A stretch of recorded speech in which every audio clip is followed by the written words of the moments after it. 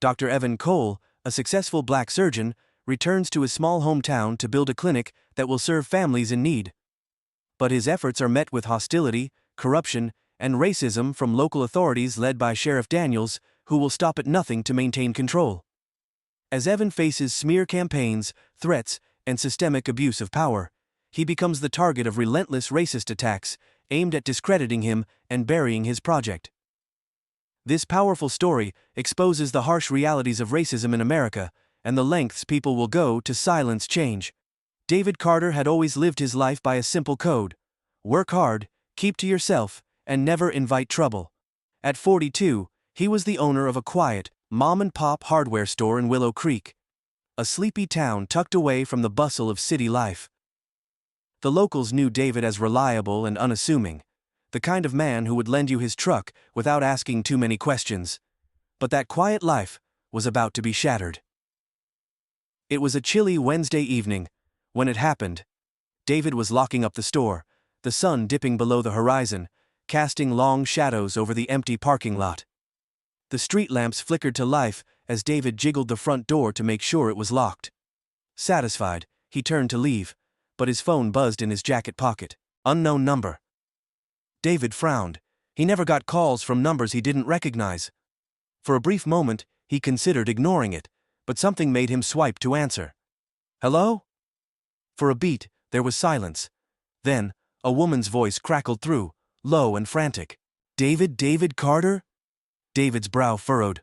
Who's asking? Listen to me carefully, the voice whispered, words rushing out in a panicked jumble.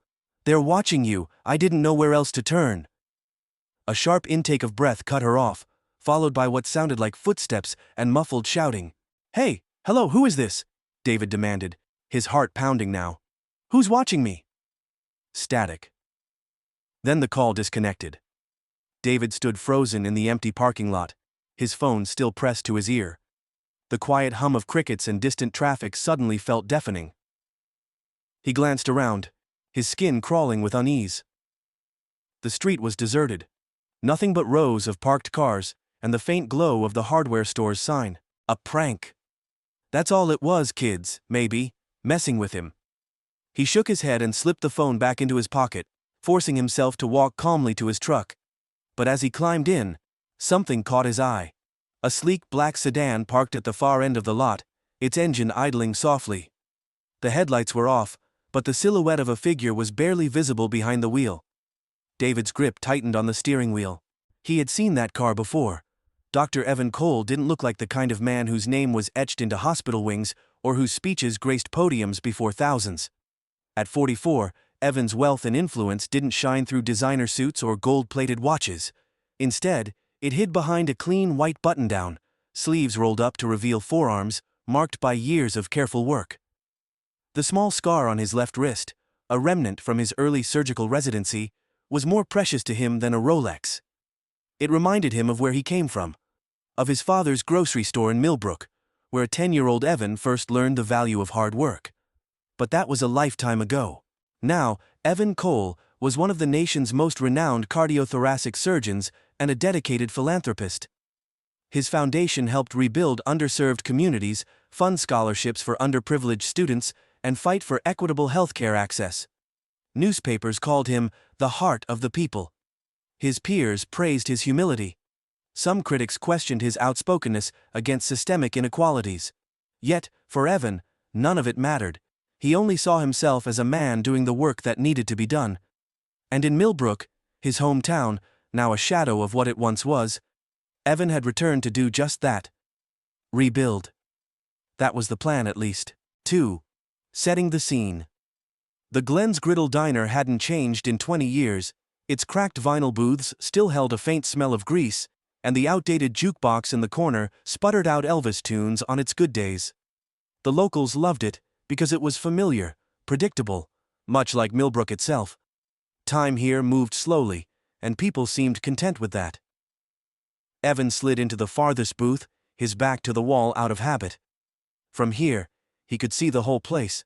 The sleepy waitress pouring coffee for the regulars, the flickering neon open sign in the window, and the cracked linoleum floors worn from decades of footsteps. It was late afternoon. The sun outside bled gold across the asphalt. But inside, the diner felt dim and insulated from the world. Evan's visit to Millbrook was supposed to be brief. Officially, he was here to meet with city council members to discuss the clinic he planned to open. A state-of-the-art facility aimed at serving low-income families who often fell through the cracks. Unofficially, Evan needed to reconnect with the town that raised him, to see if his vision for change was truly welcome. As his fingers tapped absently on the table, he noticed the eyes. They were subtle at first. From the counter, from the corner table where a group of older men sipped their coffee, curious glances that lingered just a second too long. Millbrook was a small town, the kind where news traveled faster than breath, and everyone knew everything about everyone, except, apparently, when it came to him. Evan had grown used to it. The black man who must be visiting. The well-dressed stranger who didn't fit the town's faded picture of itself. These weren't words anyone said aloud, but they didn't need to. Evan could read it in their shifting gazes, the whispered conversations behind his back. 3. The initial situation. A sharp voice broke his thoughts. "What can I get you?" The waitress, late 20s, wiry and tired, stood next to his table, holding a notepad with pen poised. Her name tag read, Megan. She didn't smile. She didn't make eye contact. Evan looked up. "Just coffee black, please." Megan scribbled something quickly and turned away without another word. Evan exhaled, his lips curling into the faintest of wry smiles. She didn't recognize him. Most of Millbrook didn't, which was fine. Evan didn't need recognition here. What he needed was trust. "Didn't expect to see someone like you in Glenn's," came a voice from a few feet away. Evan turned toward the sound. At a nearby booth sat 3 men, all around his age, though their weathered faces suggested otherwise, flannel shirts, baseball caps with logos faded to gray locals, no doubt. The man in the middle, heavier than the rest with a thick jaw, had his arms crossed and a smirk playing at his lips. Evan met his gaze evenly. "Why's that?" The man shrugged, as if trying to seem casual, but his words carried an edge. "You just don't look like you belong here is all." Evan considered his response. He'd dealt with this kind of thing before, sometimes subtle, other times not. His calm smile never faltered. "Millbrook's home to me," he replied smoothly. "I guess you could say I fit more than you think." The man's smirk faded. His friends glanced between each other, muttering under their breath. Megan returned with his coffee, placing the cup down with a dull thud. "Anything else?" "That'll do for now," Evan said politely. She walked off again, without a word. The man in the flannel didn't let it go. "Haven't seen you around you with one of those developers trying to come in here and fix things?" "No," Evan said simply, lifting the cup to his lips. The coffee was stale, but he sipped it anyway. "I'm working to open a clinic for the town." The man's eyebrows lifted in mock surprise. "A clinic? That so?" His tone was drenched in skepticism, the kind that curled around every word like smoke. "Well, ain't that generous?" "It's a step toward giving everyone here access to better health care," Evan replied evenly. "That includes you." The diner went quiet for a moment, as if the words had hung heavier than intended. A couple at the counter exchanged glances. The man in the booth stared at Evan, and for the first time, there was something behind his eyes. A flicker of discomfort, maybe. Evan didn't blink. Moments like these reminded him that his work wasn't just about money or logistics. It was about changing perceptions, about dismantling the resistance to progress that ran deeper than most people realized. 4. Tension in the atmosphere. A bell above the door jingled, and the sound of boots striking the floor echoed through the diner. Evan looked up to see a man walk in. Tall, uniformed, with a badge that glinted under the fading light. Officer Daniels. Millbrook's sheriff hadn't changed much since Evan was a teenager. His graying hair was buzz-short, his tan uniform crisp, and the weight of his presence made itself known the second he entered a room. Daniels scanned the diner quickly, before his gaze landed on Evan. Something shifted in his expression, though he masked it well. "Well, I'll be," Daniels said, his voice loud enough for everyone to hear. "Dr. Evan Cole, back in Millbrook." Evan gave him a small nod. "Sheriff Daniels." Daniels strode toward him, his belt jangling with every step. He stopped at the edge of the table, towering over Evan like he used to when Evan was a kid. Heard you were in town. Guess the rumors are true. They usually are. Daniels smirked, though his eyes remained hard. I'll be keeping an eye on that clinic of yours. Folks here like things the way they are. Don't need outsiders stirring up trouble. Evan held his gaze, the tension between them crackling like static in the air. Good to know you'll be watching out for everyone's interests. Daniels's smirk widened slightly, as if he heard the challenge beneath the words. He straightened, adjusted his belt, and turned to leave. Enjoy your coffee, doctor. With that, Daniels exited the diner, the bell above the door ringing in his wake. Evan took another sip of his coffee, his fingers wrapped tightly around the cup. The room gradually returned to its usual hum of chatter and clinking utensils. But the undertone had changed. He could feel it. Eyes were still on him. As Evan stared out the window, watching the light fade completely from the sky, one thought settled into his mind. This town didn't know it yet, but change was coming. Evan sat quietly in the booth, his cup of coffee long gone cold. Sheriff Daniels' parting words lingered in the air like a sour taste that wouldn't wash away. The sheriff had done more than just check in. He had delivered a message, one that felt like a warning.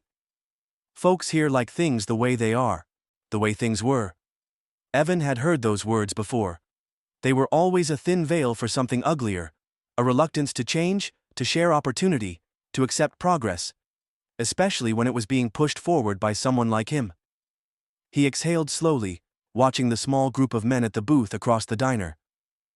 The man in the flannel shirt hadn't stopped staring, the corners of his mouth twisting into something that wasn't quite a smirk, but carried the same hostility. One of the others leaned in, whispering something that made the group chuckle. Evan couldn't hear them, but he didn't need to. He'd learned to read those gestures long ago. His phone buzzed in his pocket, breaking his thoughts. Pulling it out, he saw a text from Maria, the foundation director helping coordinate the clinic project. City meeting confirmed for Friday. Be prepared, they might fight us on the permits.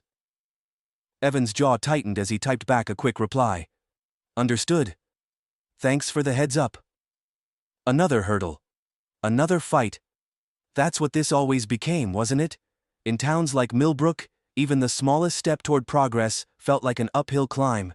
You had to prove yourself 10 times over just to get through the door, especially if you didn't look like the people holding the keys. He slid his phone back into his pocket and grabbed his coat.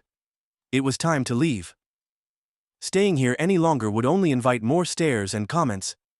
As he stood and made his way toward the register, Evan caught the eyes of the waitress, Megan, standing behind the counter.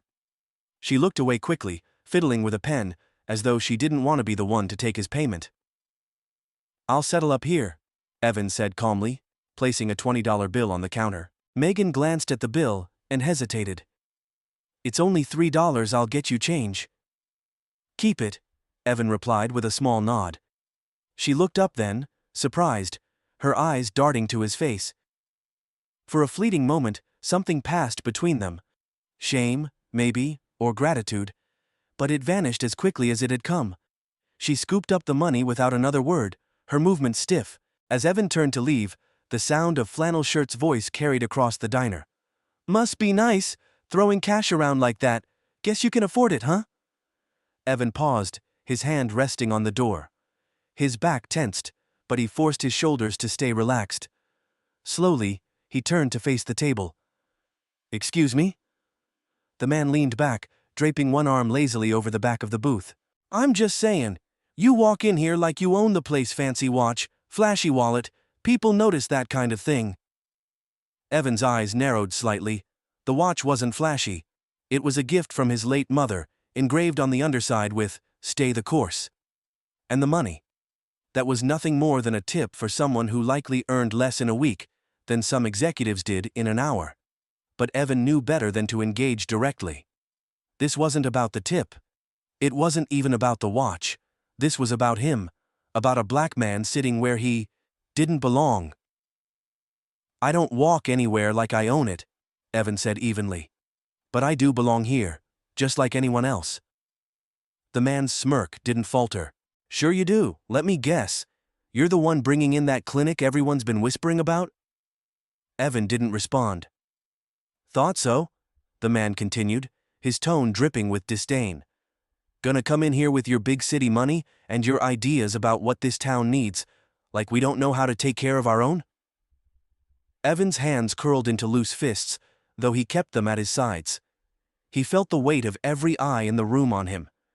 Some were sympathetic, but most were indifferent, as if this confrontation was just part of life, a spectacle to be observed from the sidelines. "I'm here to help," Evan said, his voice steady. "No one's trying to take anything away from you." Flannelshirt scoffed. "That's so, I've heard plenty of talk about you helping. Building that clinic. Bet you'll charge folks an arm and a leg just to walk through the doors. Just another way to line your pockets, huh?" "That's enough, Rick," a voice from across the diner called softly. Rick, Flannelshirt, ignored the man who had spoken. Instead, he leaned forward, his tone lowering. "People like you think you can just waltz in here and fix everything, but you don't belong here, doctor. You never did." A sharp heat flared in Evan's chest. He hadn't heard those words, "You don't belong," in years. Not so openly, he fought the instinct to lash out, to defend himself in a way that would only confirm whatever small-minded assumptions Rick had already made. Instead, Evan smiled faintly, though it didn't reach his eyes. "Funny," he said quietly, his voice as sharp as glass. "I spent half my childhood here, went to the same schools, ate in the same diners. My father's grocery store probably sold food to your family, but no matter how much time I spend here, it seems some people will always see me as an outsider." Rick's expression darkened, but Evan didn't give him time to respond. "Now, if you'll excuse me," Evan said, turning back toward the door. "I have work to do." Outside the diner. The air outside was crisp and biting, but Evan welcomed it. He inhaled deeply, letting the cold settle his nerves as he walked toward his car. He'd barely unlocked the door when he heard footsteps behind him. "Dr. Cole!" Evan turned to see a familiar face, Mr. Grady, a retired teacher who had taught history back when Evan was in high school. Grady was smaller now, his shoulders stooped, but his eyes were sharp and kind. "Mr. Grady," Evan said warmly, "it's good to see you." "You too, son," Grady replied, his voice carrying the weight of someone who'd seen too much over the years. "I'm sorry about what happened back there, Rick and his buddies. Well, they're stuck in their ways." "It's not your fault," Evan said simply. Grady hesitated. "I just wanted to say, I think what you're doing is important. This town does need help, no matter what folks like Rick say. Don't let them run you off." Evan nodded, the tightness in his chest loosening slightly. "I won't." Grady clapped him gently on the shoulder. "You're your father's son, all right. He'd be proud." Those words carried more weight than Grady likely realized. Evan watched the older man shuffle back toward the diner, and for the first time that day, a faint sense of hope returned to him. But as he climbed into his car, that hope was quickly overshadowed. At the far end of the parking lot, half hidden in the growing twilight, sat a familiar black SUV. It hadn't been there when Evan arrived. The tinted windows revealed nothing, but Evan didn't need to see the driver to know they were watching him. A chill crept down his spine as the engine idled softly, its low hum filling the otherwise quiet lot. They weren't just watching anymore. They were waiting. Inside the car. As Evan gripped the steering wheel, his pulse quickened. He wanted to dismiss the SUV as a coincidence, but he couldn't ignore the sense of déjà vu creeping over him. This was the second time, in as many days, that he'd seen that same vehicle. First outside the courthouse yesterday, and now here. He pulled out of the parking lot, keeping his eyes trained on the rearview mirror. The SUV didn't follow. At least, not yet. Evan's phone buzzed again as he drove. This time, it was a call from an unknown number. He hesitated. Then, cautiously, he answered. "Hello?" For a moment, there was silence. Then a deep, unfamiliar voice crackled through. "Dr. Cole, we need to talk." Evan's grip on the phone tightened. "Who is this?" The voice ignored his question. "You should stop asking so many questions in Millbrook. People here don't like outsiders sticking their noses where they don't belong." The line went dead. Evan stared at the phone, his heart pounding in his chest. They weren't just watching. They were sending a message. Evan gripped the steering wheel as the black SUV disappeared into his rearview mirror. The echo of the mysterious call lingered in his mind. People here don't like outsiders sticking their noses where they don't belong. It wasn't just a threat. It was a warning. The town of Millbrook, with its charm and sleepy facade, now felt more like a pressure cooker ready to blow. Evan pulled into the driveway of the old family home, a modest two-story house his father had built with his own hands decades ago. It sat on the edge of town, surrounded by overgrown trees that cast long shadows in the fading light. As he turned off the engine, the quiet outside felt oppressive, like something watching him just beyond the tree line. He exhaled sharply, forcing his shoulders to relax.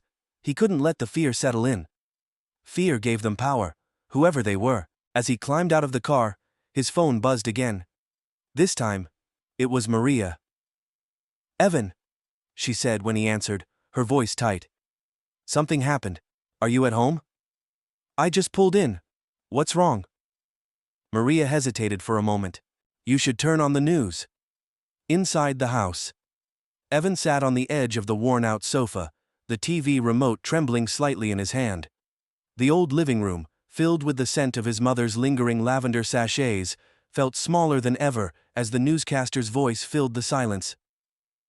"Dr. Evan Cole, prominent surgeon and philanthropist, is under scrutiny this evening, following accusations regarding his new clinic project in Millbrook."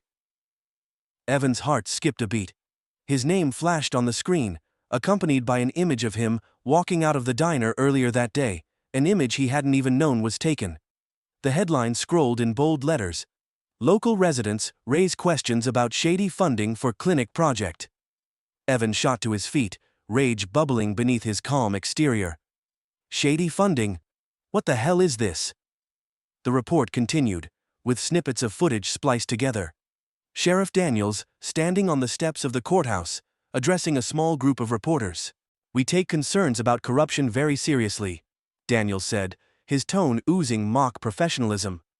"While Dr. Cole's intentions may seem noble on the surface, we've received credible claims that require further investigation. Millbrook deserves to know the truth." Evan's jaw clenched. He could see right through the sheriff's words. This wasn't about investigation or truth. It was about discrediting him, casting suspicion, and turning the town against him before he could finish what he started. The footage cut back to the newscaster. "While no formal charges have been filed, residents are calling for transparency as questions about Dr. Cole's finances emerge." Residents Evan knew what that meant. People like Rick, people like Daniels. They were rallying the town against him, using innuendo and lies as weapons. His phone buzzed in his hand. Maria again. "Are you seeing this?" she demanded, her voice shaking with anger. "I saw it. They're going after you. Daniels must be behind this. Who else could have started that smear? You know they have nothing." Evan ran a hand over his face. "Doesn't matter if they have anything. Perception becomes reality. That's how it always works." Maria paused, then her voice softened. "Evan, what are you going to do?" Evan's response came without hesitation. "I'm going to the courthouse tomorrow. If they want answers, I'll give them answers." "You sure that's smart? What if—" "I'm not hiding, Maria." His tone was firm. "That's what they want, for me to disappear so they can keep their version of Millbrook intact. I'm not playing their game." The courthouse. The next morning, the air around the courthouse felt charged, as though the entire town was holding its breath. A small crowd had gathered near the steps, their murmurs rising like the buzz of angry bees. Evan parked his car across the street, his movements calm but deliberate. Reporters had already gathered, along with Sheriff Daniels, who stood with his arms crossed near the entrance like a king, surveying his kingdom. Seeing Evan approach, a smug smile tugged at Daniels' lips. "Dr. Cole," Daniels said as Evan reached the steps, his voice loud enough for everyone to hear. "Didn't expect to see you here so soon." Evan ignored the bait. "I'm here to address whatever concerns you've stirred up, Sheriff." Daniels' smile widened. "We're simply doing our duty. People have questions, and we're obligated to find answers." Evan turned to face the reporters, feeling the weight of the eyes on him. Some faces held curiosity, others suspicion. He raised his voice, steady and clear. "If there are questions, I'm here to answer them. The funding for this clinic is transparent. Every dollar comes from my foundation, An organization that has supported hundreds of projects just like this one across the country. Then why are people talking, doctor? Daniels interrupted, his tone sly.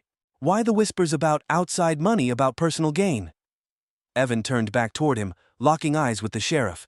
Because you started them. The crowd's murmurs grew louder, and Daniels' expression darkened. You're making a lot of assumptions, Cole, Daniels said, stepping closer. His voice lowered, but the hostility was sharp as a blade. You come here with your fancy plans and think you can fix everything. This town doesn't need saving, especially not by someone like you. The words, someone like you, hit harder than a fist. The crowd went quiet. Evan's pulse pounded in his ears, but he refused to flinch. He straightened, his voice unwavering. This clinic isn't about me. It's about the people of Millbrook. The families who can't afford to drive 2 hours for decent care. The kids who need vaccines, the parents who need checkups. I'm not here to save you, Sheriff. I'm here to help the people you claim to serve. Daniel's eyes burned with thinly veiled hatred. For a moment, neither man spoke, their silent standoff radiating enough tension to still the air. Suddenly, a voice called from the crowd. Then why's he being investigated, huh? Evan turned toward the sound and saw Rick pushing through the small gathering, flanked by his group of friends. Rick's face was flushed, his anger stoked like a fire. Why don't you tell us where your money's really coming from, Cole? Or are we just supposed to take your word for it? You've already made up your mind. Evan shot back, his patience fraying. You don't want the truth, you just want someone to blame. Rick sneered, stepping closer. We don't need your charity, doctor. You think you're better than us coming back here, flashing your money around like you own the place? Enough. The word cracked like a whip through the tense silence. Evan turned to see Mr. Grady, the retired teacher, standing at the edge of the crowd. His face was lined with disappointment as he stepped forward. This man has done nothing but try to help, Grady said, his voice shaking with quiet resolve. I taught this boy when he was just a kid. He's from here, same as the rest of you, and what are you doing, turning on him because he's trying to make things better? The crowd shifted uncomfortably. Some faces softened, others hardened further. Daniel stepped forward again, his expression cold and unreadable. This isn't about charity or clinics, he said. It's about trust, and right now, Dr. Cole, that's something you don't have. Before Evan could respond, he heard it, a low rumble of an engine. He turned sharply to see the black SUV pulling up to the edge of the courthouse square. It idled there, its tinted windows gleaming in the sunlight, as if waiting. Evan's heart pounded. Daniel's smile returned. I'd say you've got bigger problems to worry about, doctor. The SUV's door opened. A man stepped out, tall, sharp-suited, with a presence that demanded attention. He adjusted his sunglasses and looked straight at Evan. You ready to talk now, Dr. Cole? The crowd gasped as the man strode forward, his intentions clear. Evan's hands curled into fists at his sides. He wasn't running. Not now. Whatever was coming, he would face it, head on. The black SUV idled like a predator at the edge of the courthouse square. All eyes were on the man who had just stepped out. Tall, sharply dressed, his demeanor radiating an unsettling authority. The crowd murmured, uneasy, as his polished shoes clicked against the pavement. Sheriff Daniels smirked faintly, as though the man's arrival was all part of his orchestration. Evan remained still on the courthouse steps, his resolve hardening despite the growing weight in his chest. The man stopped a few feet away, adjusting his sunglasses before lowering them just enough to reveal cold, calculating eyes. Dr. Cole, he said, his voice smooth but chilling. You've been a busy man. Who are you? Evan's voice was calm, steady, though his heart thundered in his chest. The man smiled, a practiced, razor-thin expression that revealed nothing. Someone with questions. The same questions Sheriff Daniels here has been asking. Where's the money for your little project coming from? Doctor Who's really funding it? Evan clenched his fists, his frustration building. I've already answered that. Every cent for the clinic comes through my foundation. It's public record. The man tilted his head slightly. Public record or not, someone wants to know why you're pushing so hard to set up shop here. A town like this doesn't need outsiders complicating things. Daniel stepped forward, his arms crossed over his chest. You heard him. Cold transparency is everything. If there's nothing to hide, Then you shouldn't have a problem answering a few more questions officially. What are you talking about? Evan demanded, his patience running thin. Is this an interrogation? Because last I checked, the clinic project wasn't illegal. Daniel's smirk widened. Funny you mention illegal, Doctor. We've had a complaint. A complaint? Evan's brow furrowed. The man in the suit leaned in slightly, as if savoring the moment. Claims of financial irregularities. Misappropriation of funds. I'm sure you understand the seriousness of such accusations. The words hung in the air like a storm cloud. Evan felt the world slow for a heartbeat as his mind raced. Financial irregularities, misappropriation. It was nonsense, fabricated lies meant to discredit him, but he knew exactly how these tactics worked. Throw enough dirt, and some of it would stick. If the clinic was tied up in an investigation, construction would halt. The town would turn on him.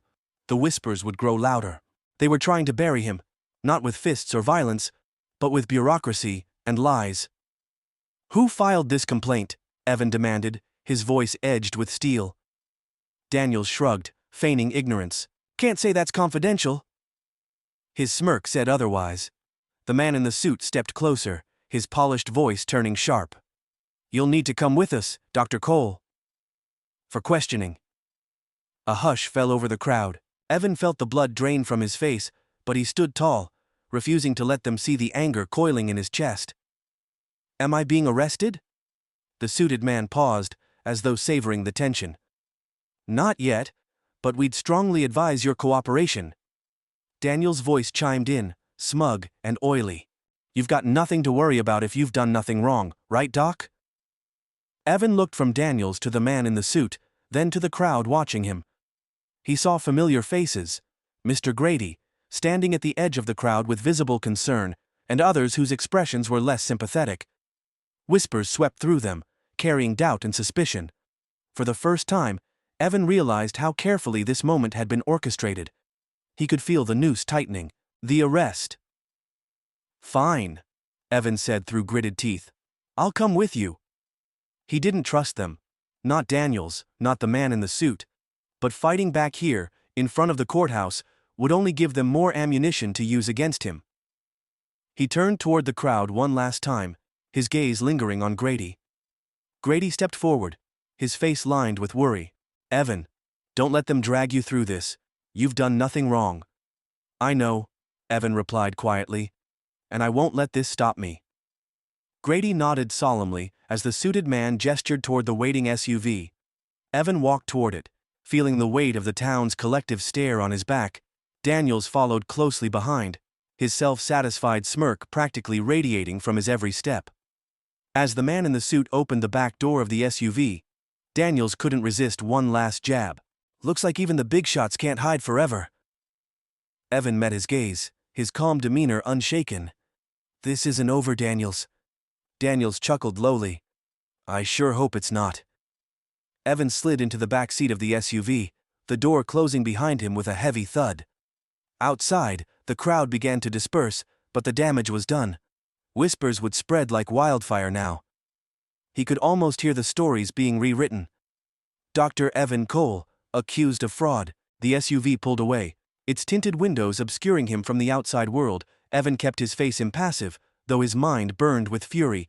He stared straight ahead as the suited man spoke from the front passenger seat. You're a smart man, Dr. Cole, he said, his tone as smooth as glass. So I'm sure you already know how this works. You'll answer our questions, and we'll figure out whether this was all just a misunderstanding. Evan's voice was low but firm. And if it isn't? The man didn't answer. The interrogation. The SUV took him to the sheriff's office, a small brick building that hadn't changed in decades. Evan was led inside. No handcuffs, no formal arrest, but the message was clear. This was meant to humiliate him, to remind him that no matter how successful he was, how powerful his name might be elsewhere, here in Millbrook, he was vulnerable. Inside a dimly lit room with peeling paint, Evan sat at a metal table across from the suited man and Sheriff Daniels. A single light buzzed overhead, casting shadows across their faces. Daniels leaned back against the wall, arms crossed, letting the suited man take the lead. Let's make this easy, Doctor. Where exactly is the money for the clinic coming from? I've already answered that question, Evan said calmly. The funding is handled by my foundation. It's all above board. Paper trails can be tricky, the suited man said smoothly, sliding a folder onto the table. Someone might have made a mistake. Or perhaps you're not as careful as you think. He opened the folder, revealing papers that appeared to be financial documents. Fabricated, no doubt. Numbers circled in red, question marks scrawled in the margins. It was theater, designed to make Evan look guilty. Evan's jaw tightened. You know this is nonsense. The suited man raised an eyebrow. Do I? All I know is that some people in this town are concerned, and I'm here to investigate those concerns. Daniels chimed in from the wall. You think you're untouchable, don't you? Cole strolling back in here with your big ideas, trying to play savior? I don't think I'm untouchable, Sheriff, Evan said, his voice cold. I think you're afraid of what happens when people stop believing your version of Millbrook. Daniels's face darkened. He pushed off the wall, stepping closer to the table. Watch yourself. Evan met his gaze head on. Or what? The room fell into a tense silence, the air crackling with unspoken threats. Finally, the suited man sighed and closed the folder. That'll be all for now, Dr. Cole. But don't go too far. We may have more questions soon. Evan stood, his movements deliberate and controlled. You can ask all the questions you want, I'll still be here when you're done. As Daniels watched him leave, his smirk faltered for just a moment. Evan walked out of the sheriff's office into the cold afternoon light, the weight of the situation heavy on his shoulders. His reputation, his work, everything he'd built was under attack. But as he climbed into his car, his resolve hardened. They wanted him to run. They wanted him to give up. But Evan Cole didn't break. As Evan started his engine, his phone buzzed with a new message. The sender was unknown, but the words made his blood run cold. Stop digging, or you'll regret it, last warning. Evan stared at the screen, his grip tightening on the steering wheel. Whoever was behind this wasn't done yet.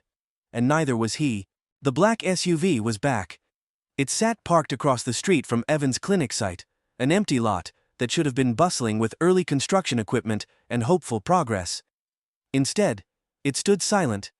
The project stalled by Daniel's accusations and the smear campaign that had swept through town like wildfire. The SUV, with its dark windows and silent hum, wasn't there to watch anymore. It was there to send a message, and Evan was done receiving messages. He stepped out of his car, his breath fogging in the sharp morning air. Dressed in a simple coat and scarf, Evan looked every bit the calm professional he had always been. But inside, the fire in his chest roared hotter than ever. The time for quiet diplomacy was over. If Millbrook wanted a fight for its future, he would give them one. As Evan crossed the street, the SUV's engine revved slightly, as if in response to his approach. He stopped a few feet away, staring at the tinted driver's side window. The seconds stretched long, the tension pulling taut like a wire ready to snap. Get out, Evan said evenly, his voice carrying through the cold. For a moment, nothing happened. Then the door opened with a hiss, and the man in the sharp suit stepped out. His polished shoes crunched against the frost-covered gravel as he adjusted his cuffs and removed his sunglasses, fixing Evan with his cold, predatory stare. Dr. Cole, the man said smoothly, I didn't expect you to come to me. You've been following me, threatening me, Evan replied, his tone sharp and steady. I don't hide from bullies. The man's lips curled into a faint smile. Bullies? No, doctor. I'm a messenger. Then deliver this message, Evan shot back, taking a step closer. I'm not going anywhere. The clinic stays. You and Daniels can spin all the lies you want, but you won't break me. The man tilted his head, studying Evan as if he were an experiment. You think this is about you, about your clinic? He let out a quiet chuckle, his voice dripping with condescension. It's about power, Dr. Cole, and control. Millbrook has survived just fine without your meddling. People like you come in, promising change, but all you bring is chaos. Evan's fists clenched at his sides, his voice sharp as glass. People like me? You mean someone who doesn't look like you, who doesn't play by your rules? The man's smile faltered for the first time. A flicker of irritation passed through his cold demeanor. like a crack in an otherwise perfect facade. "Call it what you want," he said, his tone hardening, "but you've overstayed your welcome." Evan shook his head slowly, his gaze never leaving the man's. "You're afraid Daniels, the people pulling your strings. You're terrified of what happens when someone like me refuses to stay quiet. You don't care about this town, you care about keeping your grip on it, keeping people sick, desperate, and under your thumb." The man's jaw tightened, his smile completely gone now. "I think you've said enough, Doctor." "No," Evan said, his voice rising. "I haven't." Evan pointed toward the empty lot behind him, his words cutting through the cold air like a blade. "This clinic isn't just a building, it's hope for families who've been ignored for decades. It's a chance for the kids you've written off, and the parents you pretend don't exist. You want me to stop to walk away, you're going to have to drag me out." The man took a slow, threatening step forward, his voice lowering to a near growl. "Watch yourself, Dr. Cole. You don't know what you're up against." "Don't I?" Evan said, his voice defiant. "I've been up against men like you my whole life. You hide behind power and money, thinking it'll protect you, but I know what real strength looks like, and it's not you." From behind them, a car door slammed. Evan turned just as Sheriff Daniels approached, his heavy boots thudding against the ground. The sheriff's smirk was back, but this time, it carried a sharp edge. "Morning, gentlemen," Daniels drawled, his hand resting on the belt where his badge glinted in the pale sunlight. "Dr. Cole, I'd hate to see you causing a scene." Evan straightened, his voice steady. "The only scene here is you and your friend trying to intimidate me, but it's not working." Daniels chuckled darkly, his smirk widening. "Intimidate? That's a strong word for someone who's got a lot of explaining to do. People are talking, Doctor. The way I see it, you're the one causing problems in this town." "People aren't talking," Evan shot back. "You're feeding them lies." Daniel's expression hardened. He stepped closer until they were nearly face to face. "Careful. Cole pride makes men sloppy." Evan stared him down, refusing to yield. "And fear makes men cruel."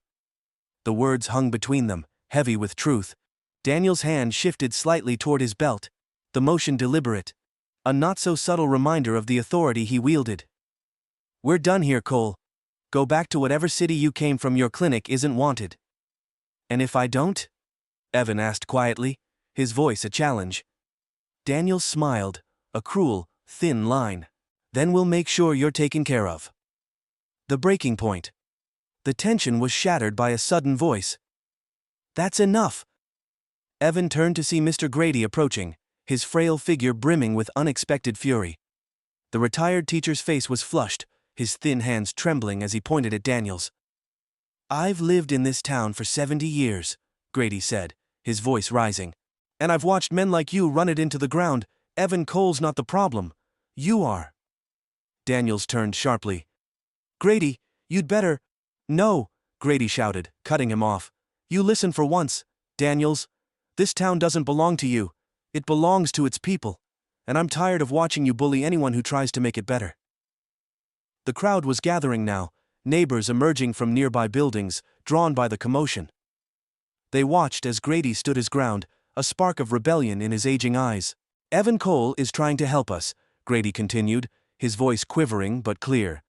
"And I'll be damned if I let you tear him down because you're afraid of losing your grip." Evan felt a swell of gratitude and hope as Grady's words echoed across the lot. Faces in the crowd shifted, some nodding in quiet agreement, others exchanging uncertain glances. Daniel's face darkened. He turned back to Evan, his voice low and venomous. "You think this changes anything? You're one man, one clinic, you won't win." Evan met his gaze, his voice calm but unyielding. "I already have every person who sees you for what you are. That's a win." Daniel's lip curled, his fists clenching at his sides, but before he could respond, the black SUV's engine roared to life. The man in the suit stepped back, sliding his sunglasses into place. "This isn't over," the man said, his voice a quiet promise. "We'll see you soon, Doctor." Evan watched as the SUV pulled away, the weight of their threats hanging over him like a storm cloud. Daniels lingered for another moment, his smirk now replaced by a thin line of frustration. Without another word, he turned and walked off, his boot striking the pavement in retreat. A town. stirring.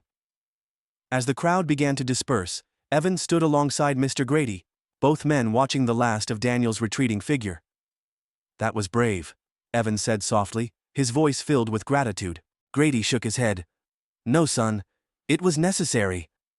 Evan turned to look at the empty lot behind him, the site of his stalled clinic, the dream they had tried so hard to kill. It wasn't over, not by a long shot, but for the first time, Evan could feel the tide shifting, the town beginning to stir. "I'm not stopping," Evan said, more to himself than anyone else. "They'll have to tear this place apart to stop me." Grady patted his shoulder, his gaze steady. "Then let's make sure they can't." As Evan climbed back into his car, his phone buzzed again. Another message from an unknown number. "You've made a mistake, walk away, or you won't have a choice." Evan stared at the message, his jaw tightening. They were escalating. But so was he. The courthouse was full. It wasn't the sterile courtroom drama of legal shows, but a boiling pot of tension and suspicion, ready to spill over wooden benches, creaked beneath the weight of locals who had shown up, their whispers swirling like smoke. Faces familiar and unfamiliar stared at Evan as he entered, his calm composure a stark contrast to the chaos around him. Some eyes held sympathy, others simmered with doubt or outright hostility. In the center of it all stood him, Sheriff Daniels. Daniels leaned against the prosecutor's table, the smirk etched across his face like it belonged there.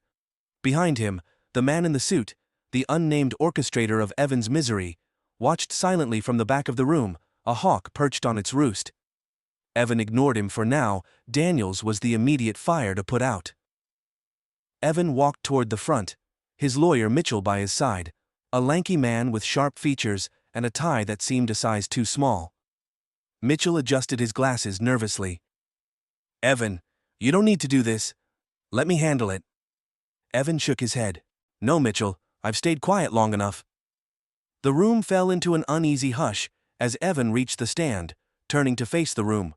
The judge, a stern woman with silver hair pulled into a bun, banged her gavel. "Let's maintain order, Sheriff Daniels. Please address your concerns regarding Dr. Cole's project." Daniels stood slowly, savoring every step toward the center of the room. He didn't look at the judge. His gaze locked on Evan, a predator circling its prey. "Your Honor," Daniels began, his voice ringing with fake righteousness, "we've raised legitimate concerns about financial irregularities tied to Dr. Cole's clinic project. There's evidence that funds are being mismanaged, or worse, siphoned." Gasps rippled through the crowd. Evan didn't move, though his fists curled tightly behind the podium. Daniels gestured to a file on the prosecutor's table, one he'd clearly prepared ahead of time.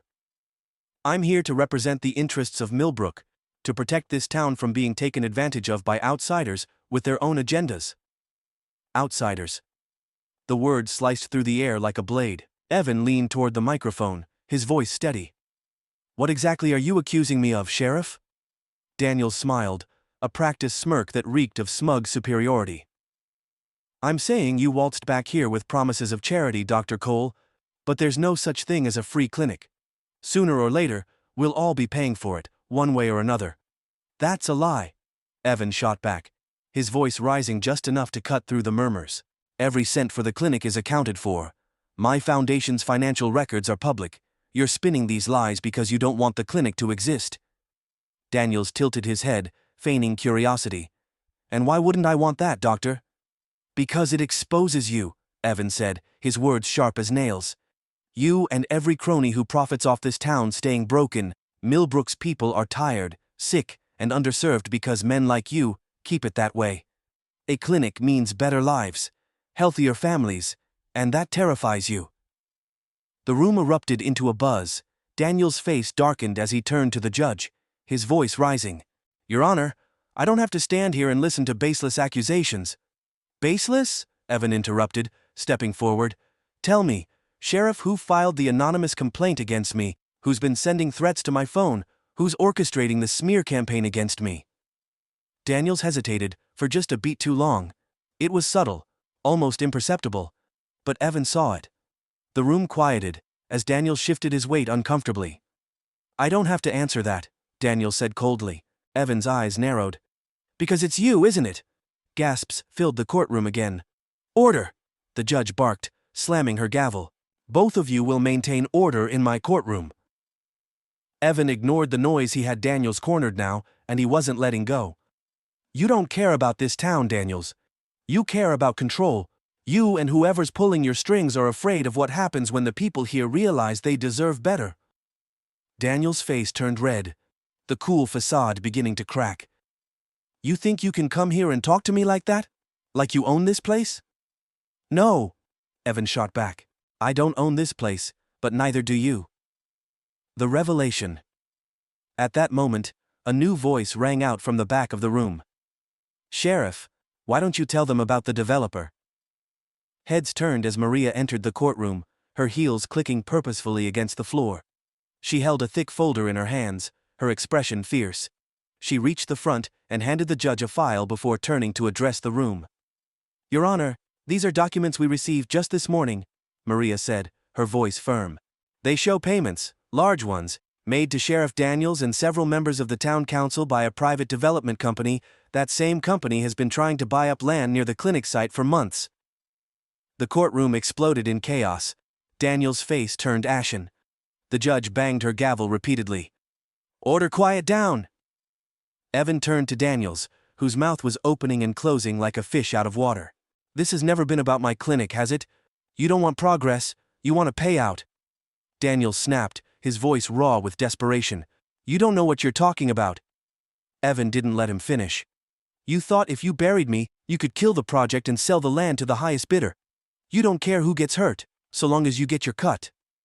The room fell into a stunned silence. Daniels stared at Evan, his facade completely shattered. "You're lying," Daniels shouted, but his voice cracked. His eyes darted to the suited man in the back, who was already slipping quietly out of the courtroom. Realizing he'd been abandoned, Daniels turned back to Evan, the rage in his expression raw and unhinged. "You think you've won?" Daniels growled. "This isn't over." Evan met his gaze without flinching. "It is for you." A turning point. The judge flipped through the file Maria had presented, her face growing darker with each page. Finally, she looked up, her voice stern and unyielding. "These are serious allegations, Sheriff Daniels. Effective immediately, you are suspended pending a full investigation." The courtroom erupted in shocked gasps as deputies moved toward Daniels. His face crumpled, the realization sinking in that his reign of intimidation had ended. He pointed a shaking finger at Evan as they led him toward the door. "You'll regret this," Daniels shouted. "You don't belong here, Cole. You never will." Evan didn't respond. He simply watched as Daniels was escorted out, the weight of the moment pressing down on him. It wasn't victory, not yet, but it was a crack in the wall, a chance for Millbrook to see the truth. The unresolved moment. As the room emptied, Evan stepped outside. Breathing in the cold, sharp air, Maria joined him, her expression a mix of exhaustion and triumph. "You did it," she said quietly. Evan shook his head. "Not yet. Daniels was a symptom, not the disease. Whoever's behind him, whoever's really pulling the strings, they're still out there." Maria nodded grimly. "And they won't stop." Evan's phone buzzed in his pocket. He pulled it out and frowned at the unknown number on the screen. For a long moment, he hesitated before answering. The voice on the other end was calm and familiar. The suited man. "Congratulations, Dr. Cole," he said.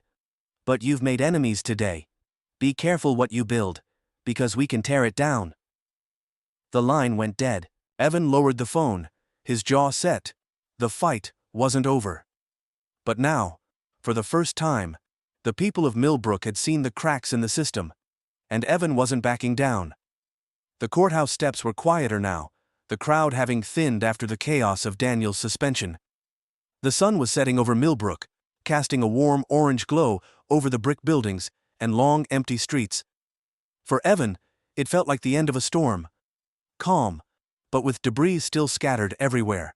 Maria stood beside him, her arms crossed, staring out at the horizon, as though trying to see past the battles they'd fought. "They'll come back," she said softly. "Whoever was pulling Daniels' strings, they're not done." Evan nodded, his face unreadable. "I know." For all of Daniels' bluster and corruption, he had been a pawn in a much larger game. The suited man, silent and ominous, had disappeared just as the pieces began to fall. Evan knew better than to believe this fight was over. But for now, the immediate threat was gone. Daniels is out, Maria continued.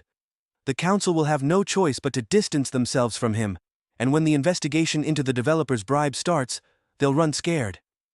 She glanced at him. We won today, Evan. We didn't win, Evan said quietly, his voice calm but steady.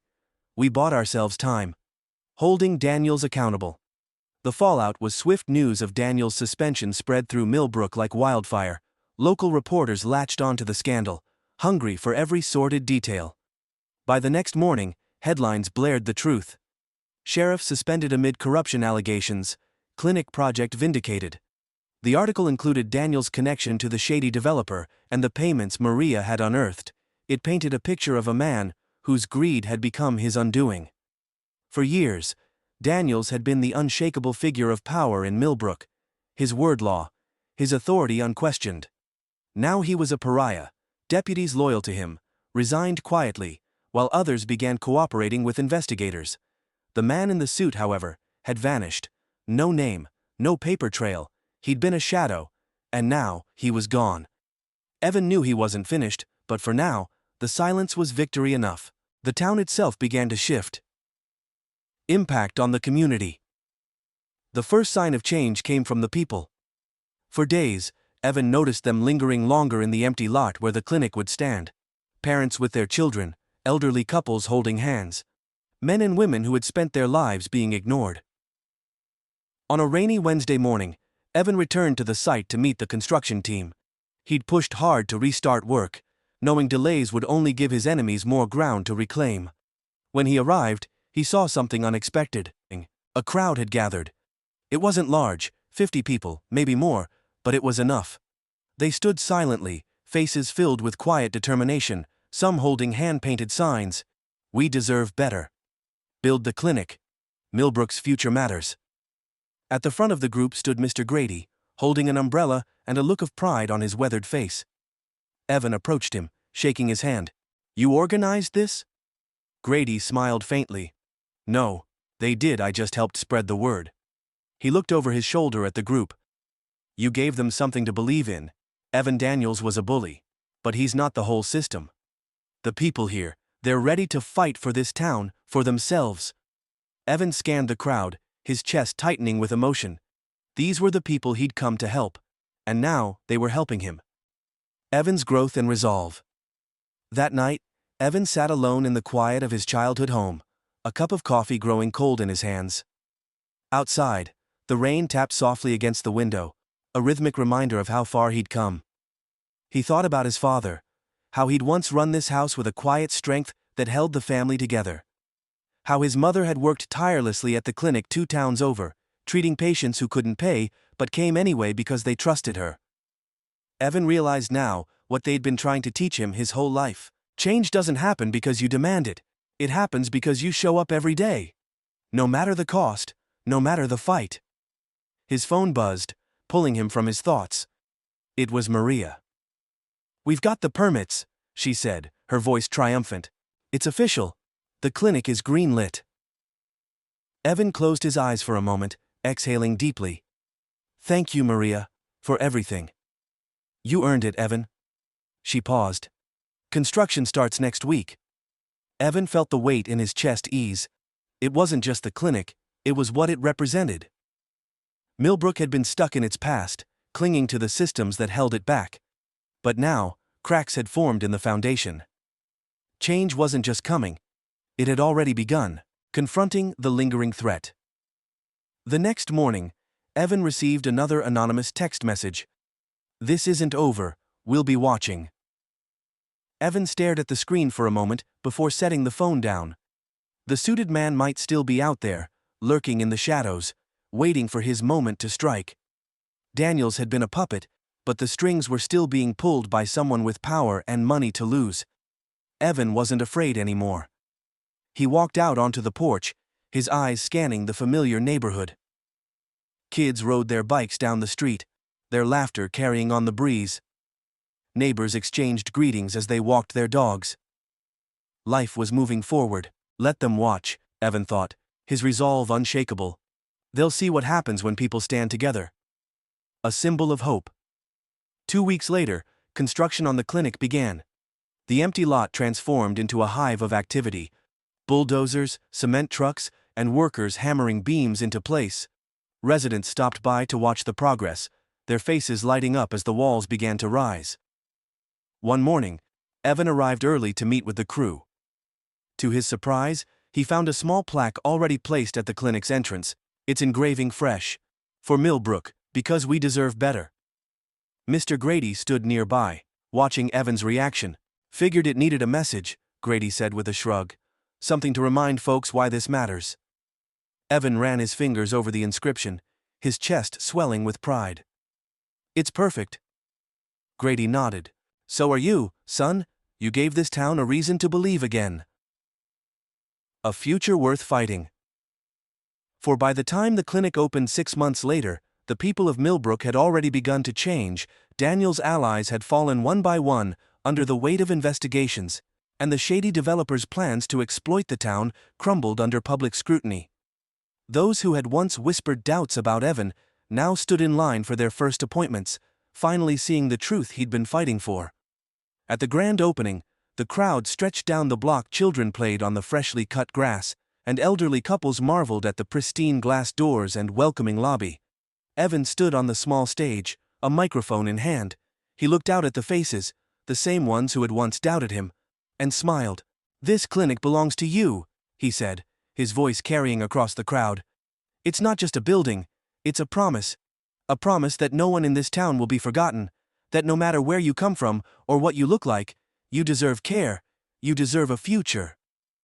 Applause erupted, a sound that filled the air with hope.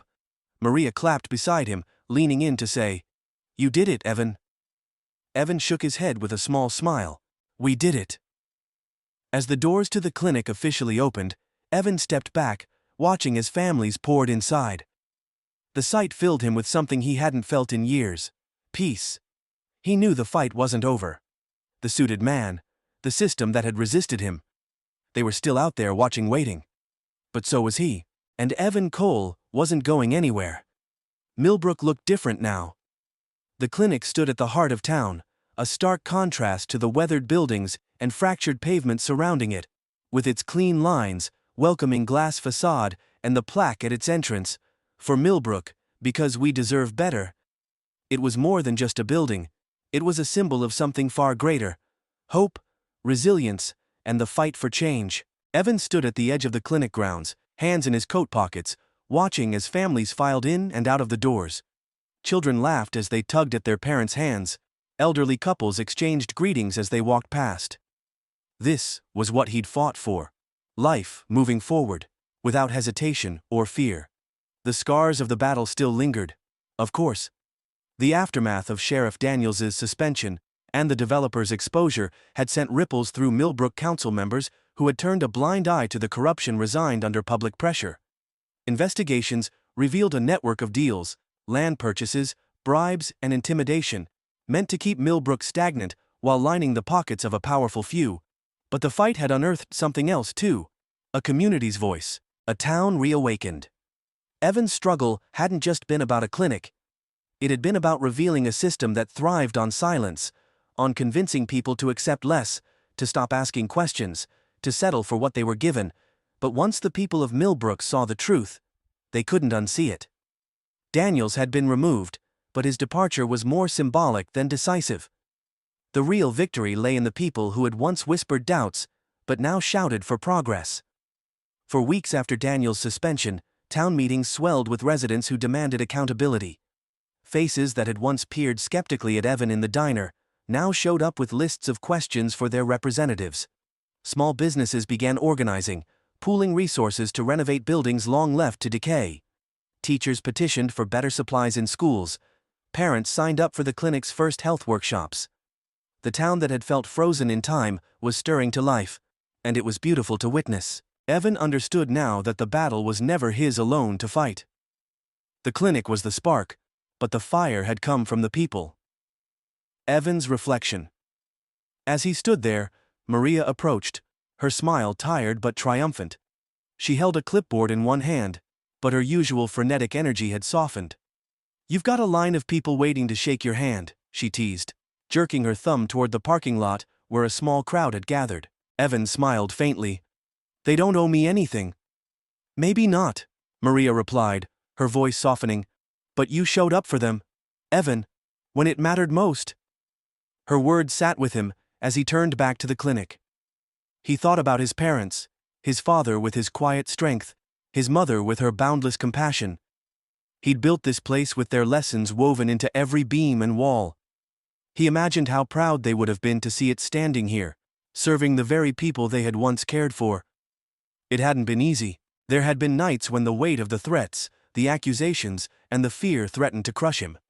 Nights when he questioned whether it was worth it, whether the fight was too big, too dangerous, too unrelenting. But every time doubt crept in, he'd thought about the people who would walk through these clinic doors, the single mothers working 2 jobs, the children who deserved better than makeshift remedies, the elderly who couldn't afford to drive hours to the nearest hospital. They were worth it. And that realization had anchored him, even when everything else felt unsteady. The bigger picture. Evan knew his fight hadn't been unique.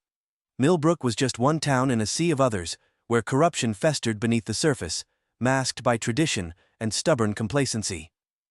The forces that had tried to silence him, men like Daniels, developers who traded in backroom deals, were symptoms of something larger, systems designed to protect a few at the expense of the many.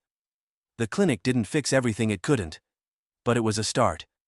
A crack in the wall, a reminder that even the most entrenched systems could be challenged, that change didn't happen overnight, but through persistence, courage, and community. In exposing Daniels, Evan had also exposed a truth that resonated far beyond Millbrook.